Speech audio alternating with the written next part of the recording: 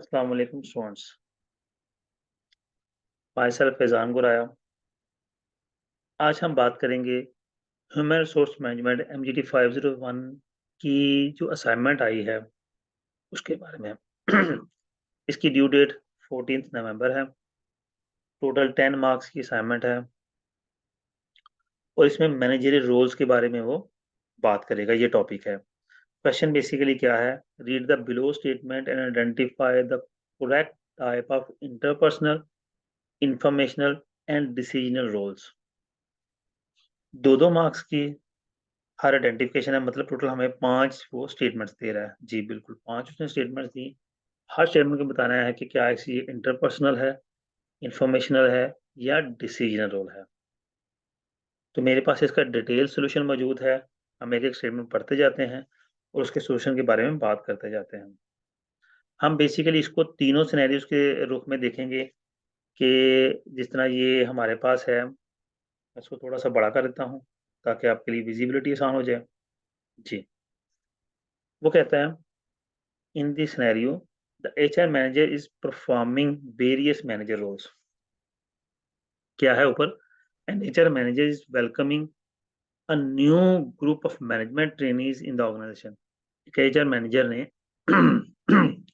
नए group of trainees को organisation में वेलकम किया।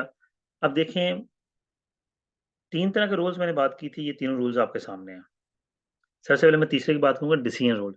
डिसीजन रोल में कोई डिसीजन लिया जाता है, कोई सिनेरियो है, कोई प्रॉब्लम है, कोई हमें, तो उसके बारे में हम कोई प्लान करते हैं या कोई डिसीजन लेते हैं। तो यहाँ पे ऐसा कोई डिसीजन लिया गया, सिर्फ उसने वेलकम किया है न्यू इंटर्नीज को। तो पहली बात ये है कि डिसीजन रूल तो निकल गया। अब बात करते हैं इंटरपर्सनल और इन्फॉर्मेशनल की। इंटरपर्सनल रोल में क्या कर रहा है? The HR manager is welcoming new group of management trainees. This section represent the figure head role as they are performing a ceremonial and symbolic duty in their position as a representative of the organization. ये उसकी duty थी कि वो students को welcome करता, क्योंकि वो organisation का रिप्रेजेंटेटिव है। तो नए वाले बंदे को, जो एक बंदा जॉब करने के लिए आ रहा है या इंटर्न करने के लिए एज अ ट्रेनिंग आ रहा है, ट्रेनर आ रहा है, उसे वेलकम करना एचआर मैनेजर की ड्यूटी है। फिर वो इंफॉर्मेशन रोल भी परफॉर्म करेगा कि उन तमाम ट्रेनिंग्स को, क्योंकि वो ऑर्गेनाइजेशन में न्यू है, तो वो ऑर्गेनाइजेशन के हवाले से उन्हें हर किस्म की इन्फॉर्मेशन जो उनके लिए ज़रूरी है, वो प्रोवाइड करेगा। जी, अगले हम सिनेरियो की तरफ आते हैं। A customer relationship manager of a restaurant is greeting the customers. जी, वो कस्टमर्स को ग्रीट कर रहा है। अब इसमें वो कौन-कौन से रोल परफॉर्म कर रहा है, हम तीनों रोल अलग-अलग पढ़ते हैं। इंटरपर्सनल रोल में वो क्या कर रहा है? The customer relationship manager is greeting the customer which is a symbolic and ceremonial duty. ये उसकी ड्यूटी है। This section represent the figure head role का मतलब है वो as a representative of the company अपने आप को प्रेजेंट कर रहा है और एक वेलकमिंग एनवायरनमेंट, एक अच्छा एनवायरनमेंट शो करवाने की कोशिश कर रहा है। Information role, monitor role, the customer relation manager might gather feedback और information from customer about their dining experience. वहाँ पे जो कस्टमर्स बैठे, उनसे वो बाद में मिलेगा, उनसे इंफॉर्मेशन फीडबैक के तौर पर लेगा या कोई इशू या क्वालिटी के बारे में डिस्कशन करेगा। Disseminator role, the manager may also convey important information to customers. वो कस्टमर्स को होटल के हवाले से कुछ इम्पोर्टेंट इन्फॉर्मेशन, यहीं आने वाली अपडेट, या अगर नया कस्टमर है तो उसे इन्फॉर्मेशन कीजिए हमारे होटल में क्या कुछ है, क्या चीज़ क्या हम प्रोवाइड करते हैं, दैट इज़ कॉल्ड। यहाँ भी कोई डिसीजन तो खैर ऐसा सच नज़र नहीं आ रहा, लेकिन फिर भी हम देखते हैं। डिसीजन रोल में the manager might allocate resources such as assigning staff to serve specific customers and coordinating seating arrangement. जो इसका मतलब है डिसीजन रोल भी इसमें परफॉर्म हो रहा है। In some cases the customer relationship manager might need to resolve issues और कॉन्फ्लिक्ट्स। अगर कोई इशू कॉन्फ्लिक्ट आता है तो वो एज ए सीआरएम मैनेजर जो है उसे रिजॉल्व भी करेगा। तो डिसीजन रोल भी इसमें आ गया। तीसरे सिनेरियो की तरफ चलते हैं। अ यूनिट मैनेजर, एक बिज़नेस का यूनिट है, उसका जो मैनेजर है is bargaining with other units to gain an advantage advantage of his own unit. वो अपने यूनिट के फायदे के लिए दूसरे यूनिट से कुछ बार्गेनिंग कर रहा है, डिस्कशन वगैरह हो रही होगी। तो हम देखते हैं कि यहाँ पे कौन कौन से रोल्स परफॉर्म हुए। सबसे पहले इंटरपर्सनल रोल परफॉर्म हुआ कि the unit manager represent their unit interest in negotiation. This session represent the figure head role, यानी कि एज ए रिप्रेजेंटेटिव अपने आप को शो कर रहा है, तो उसको फिगर हेड रोल कहते हैं। और एज ए लीडर भी वो काम कर रहा है कि वो बार्गेन कर रहा है, लीड कर रहा है अपने तमाम यूनिट को। ओके, आगे इन्फॉर्मेशन रोल में चलें तो क्या कहता है, the manager is likely monitoring information about other units. वो दूसरे यूनिट्स को अपनी इन्फॉर्मेशन प्रोवाइड कर रहा है और उनकी इन्फॉर्मेशन को भी मॉनिटर कर रहा है। डिसेमिनेट रोल में क्या आता है, the manager may disseminate information to their own unit about the progress of negotiation. अपने यूनिट के लोगों को भी इन्फॉर्मेशन प्रोवाइड कर रहा है कि जो नेगोशिएशन में कौन सी प्रोग्रेस हुई, क्या प्रोग्रेस हुई, हमें उससे कोई फायदा हुआ या के नहीं हुआ। डिसीजन रोल में the primary role being performed here is to as a negotiator.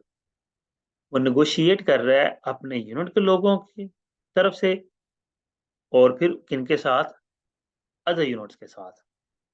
फिर एंटरप्रेन्योर रोल भी परफॉर्म कर रहा है, depending on the specific of the situation the unit manager may need to make decisions related to resources allocation strategy and risk taking to achieve an advantage of their unit।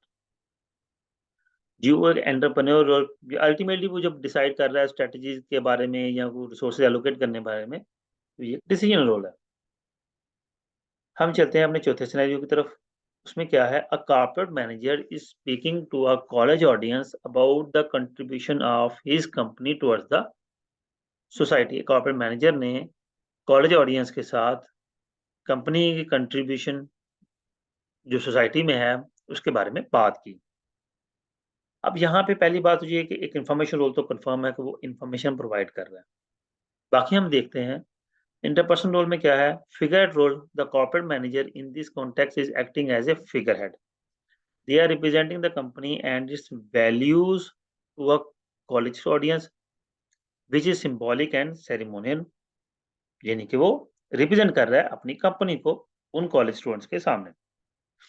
फिर वो company के बारे में मुख्तलिफ information provide कर रहा है as a spokes person. अच्छा जी, डिसीजन रोल यहाँ पे कोई नहीं है, तो हम अपने आखिरी सिनेरियो की तरफ चलते हैं। A sales manager is motivating his team to achieve the monthly sales target.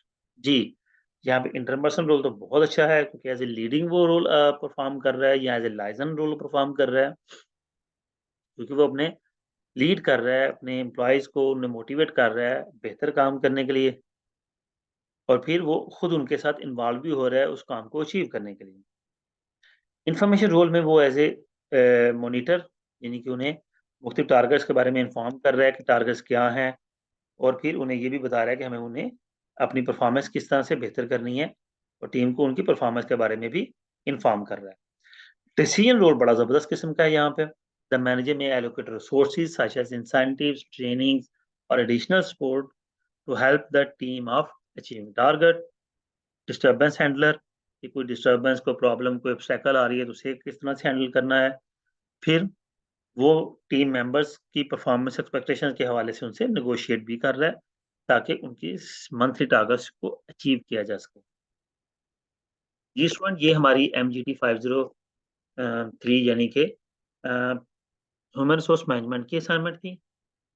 अगर इस असाइनमेंट के हवाले से आपको फर्दर कोई इन्फॉर्मेशन कोई चाहिए, मैंने कोशिश की है आपको प्रॉपर्ली एक्सप्लेन करने की। ये एक डिटेल असाइनमेंट मैंने बनाई थी, लेकिन ये याद रखिएगा कि आपने एज इट इज़ कॉपी नहीं करनी। ये ना हो कि आपको पूरी असाइनमेंट के बारे में इन्फॉर्म भी कर दिया, उसके बावजूद आप एज़ इट इज़ कॉपी कर लेते हैं और फिर आपके मार्क्स 0 आ जाते हैं, तो वो प्रॉब्लम हो जाएगी। आप इसको चेंज करें, अपने अल्फाज में लिखें, अपने वे में लिखें, जिस तरह भी आप असाइनमेंट बनाते हैं। मैंने एक जनरल फॉर्मेट में आपको दिखा दी है, अब आगे आप पे है कि आप इसको किस तरह से लेकर चलते हैं। उम्मीद करता हूँ कि ये आप असाइनमेंट आपके लिए काफ़ी बेनिफिशियल रहेगी। अगर ये वीडियो अच्छी लगी हो, तो वीडियो को लाइक करें और चैनल को सब्सक्राइब करना बिल्कुल ना भूलिएगा। अपना बहु हाँ, आखिर में मैं आपको ये बता दूँ, मेरा कॉन्टैक्ट नंबर मौजूद है, ईमेल आईडी मौजूद है, आप मुझे व्हाट्सएप कर सकते हैं, मेल कर सकते हैं, किसी हवाले से भी आपको कोई हेल्प चाहिए। इवन ये नहीं एनजीटी के दूसरे सब्जेक्ट्स, एफआईएन के सब्जेक्ट्स में भी, एचआरएम की किसी और सब्जेक्ट में भी कोई हेल्प चाहिए, तो अगर मैं कर सका तो मैं आपकी ज़रूर हेल्प करूँगा। स्टूडेंट्स अपना बहुत सा ख्याल रखिएगा और अच्छे तरीके से मिड टर्म्स की प्रिपरेशन कीजिएगा। अल्लाह हाफ़िज़।